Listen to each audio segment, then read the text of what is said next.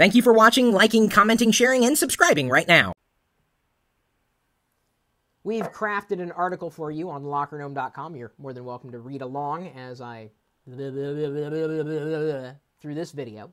It's aptly titled, When Not to Use Your Smartphone. And I know you could think of a million ways of how you would never use your smartphone, but that's the question I want to ask of you. Slightly different from the article title. What are things,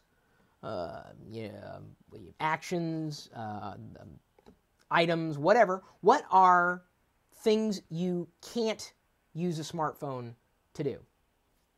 Name one. And I'm sure you guys are going to think of a million things that you can't do with a smartphone. One thing you can't do with a smartphone is, I don't know, I guess you can game. You can, you could use it as a, there you go. Using it as an eating utensil, you could, I guess, do it. It just wouldn't be kind of klutzy, really. It's not really made to, you can eat things off of it, potentially, nom, nom, nom, nom, nom, nom, nom. So you can kind of eat with it. You can, find out, that's one thing you can't do with it. Trim your nose hair. I've been having I know I need to do this. You can't do that. Right now, there's no attachment for trimming your nose hair. One thing you cannot do with your smartphone. Not just, not using it in places where you shouldn't be using smartphones in general, just phones at all. Fun gaming, someone says. I need buttons, says Mac Stalker. Well, I have fun gaming, and it doesn't really hurt me any not having... I have one button, that's all I need, the home button. And I get weird text messages from people who think they're my friends. It's disgusting. Finding a lost dog. Yeah, that's true. You can't do that easily. Maybe there's an app for that, though.